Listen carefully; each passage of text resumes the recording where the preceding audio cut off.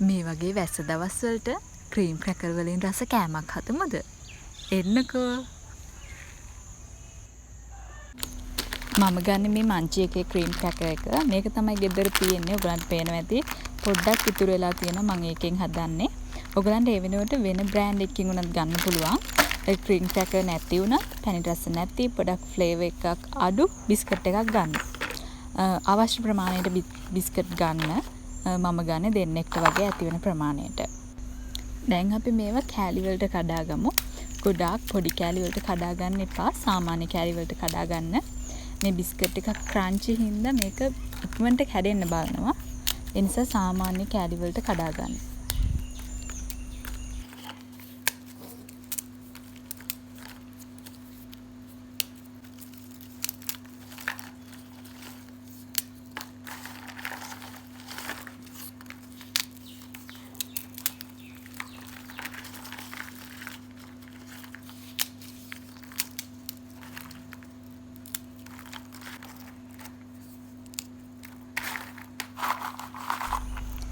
දැන් මම කෑලි කරගෙන ඉවරයි. ඔයගලන්ට පේනවා ඇති සාමාන්‍ය කෑලි වලට කඩාගෙන තියෙනවා.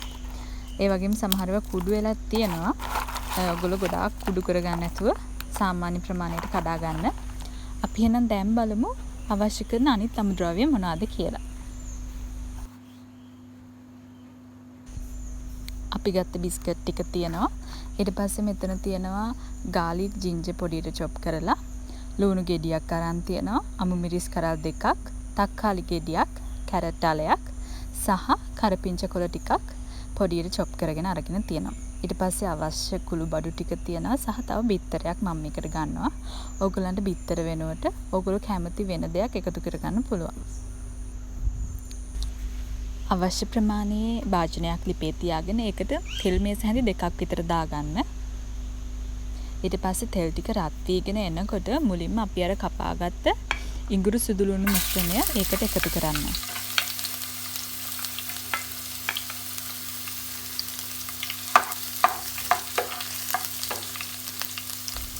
ඒ ටික පොඩ්ඩක් වැඩිගෙන එනකොට මම කපාගත්ත අමුමිරිස් කරල් දෙකත් ඒකට එකතු කර ගන්නවා. මේවා ගොඩාක් වෙලා බැද ගන්න ඕනේ නැහැ. මොකද මේ ටික අවසාන වෙනකම්ම අපි අයින් කරගන්නේ නැහනේ. ඒ නිසා සාමාන්‍ය ප්‍රමාණයට බැදීගෙන එනකොට අපි අනිත් දේවල් ටිකත් එකතු කර ගන්නවා. මම මේ වෙලාවේ කැරට් ටිකයි කරපිංච ටිකයි එකතු කර ගන්නවා.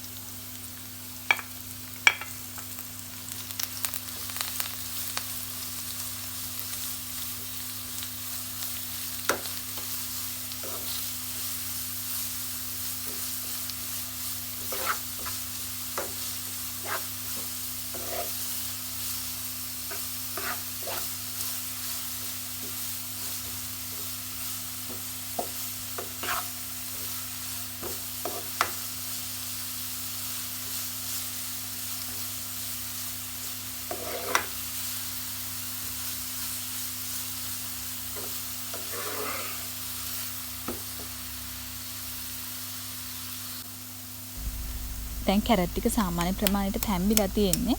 ඒ වෙනකොට මම බිත්තරේ එකතු කර ගන්නවා.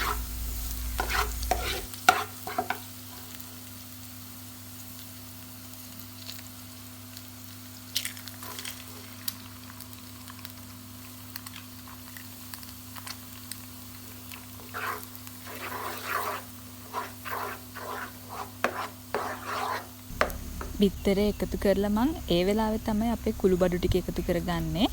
එතකොට ඒක බිත්තරේටත් හොඳට මිශ්‍ර වෙන නිසා මම මේ වෙලාවේ ඒ ටික එකතු කරගන්නවා.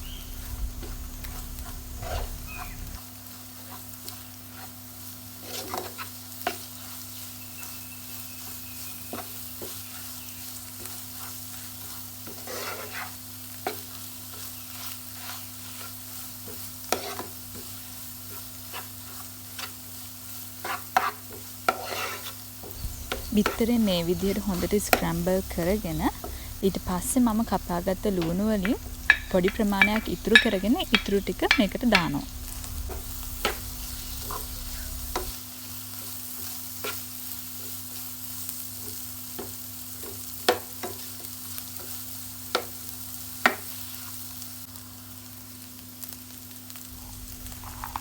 දැන් අපි කඩාගත්ත බිස්කට් ටික මේකට එකතු කරගන්න.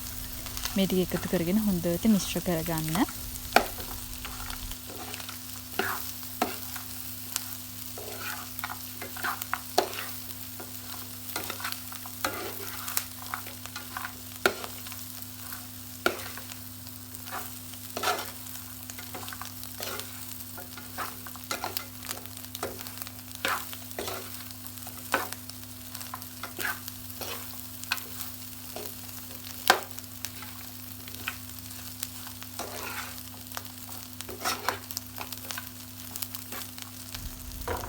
මේ ටික හොඳට මිශ්‍ර වෙලා තියෙන වෙලාවේ මම මේකට සෝයා සෝස් තේ හැන්දක විතර ප්‍රමාණයක් එකතු කරගන්නවා. මම කුඩාක් එකතු කරගන්නේ නැහැ. මොකද පොඩි අයත් කන නිසා. ඔයගොල්ලන් කැමති විදිහට මේකට සෝස් වර්ග ඇඩ් කරගන්න පුළුවන්.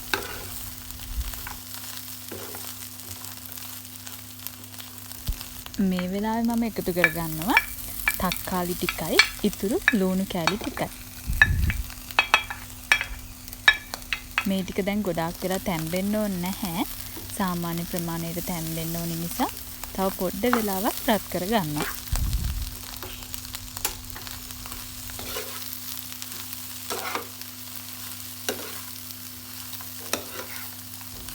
දැන් මේ වෙලාවේ මම තව දෙයක් මේකට එකතු කරගන්නවා. ඒ තමයි උදේ උයපු පරිප්පු වලින් සාමාන්‍ය ප්‍රමාණයක් මම මේකට එකතු කරගන්නවා. ඔයගොල්ලන්ටත් පුළුවන් ඔයගොල්ලෝ ගාව ගෙදර උයපු මොනවා හරි හොද්දක් තියෙනවා නම් චිකන් කරි එකක් මාළු කරි එකක් වගේ තියෙනවා නම් මේකට එකතු කරගන්න. දැන් මම මේ ඔක්කොම හොඳට මිශ්‍ර කරගෙන ලිප ඔෆ් කරගන්නවා. තව තැම්බෙන්න දෙයක් නැති හින්දා.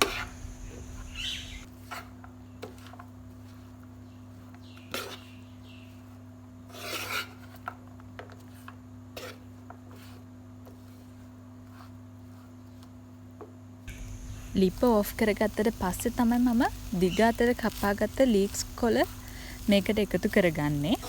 මේකේ තියෙන රස්නෙත් එක්ක ලීක්ස් ටික හොඳට තැම්බෙනවා සහ ලස්සන පාටක් එතකොට අපේ කෑම එකට එකතු වෙනවා. ඔයගොල්ලන්ට මේ වෙලාවේ රස බලලා අවශ්‍ය ප්‍රමාණයට ලුණු සහ තව ස්පයිසස් මොනවද ඕනි කියලා එකතු කරගන්න පුළුවන්.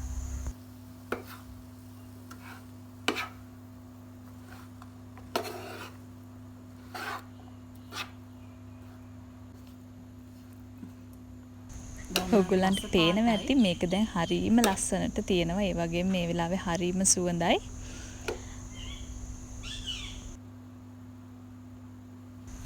ඉතින් මේ දවස්වල හරියට වැස්ස හින්දා මේ වගේ කෑමක් සැරට හදාගෙන හොඳ ප්ලේන් ටී එකක් එක්ක හරි ෂෝක්.